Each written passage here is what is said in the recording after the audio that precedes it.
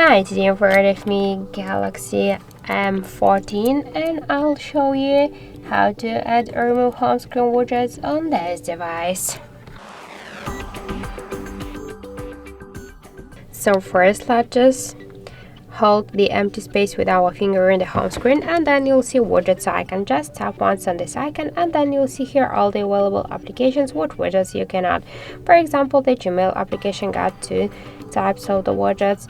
The calendar, 4 of them. For example, let's use one from the calendar widgets just to add, for example, the schedule. We should click on the widget and tap to add. Now it's just automatically added to our home screen. If you want to just resize this widget, we should just hold it, and after that we can make it bigger or smaller. Just to move widget here on the screen or between the screens, we should just hold it and drag it. And just to remove it from here, you should hold it and tap to remove icon. So that's it. Thank you for watching, and if you find this video helpful, don't forget to leave a like, comment and to subscribe our channel.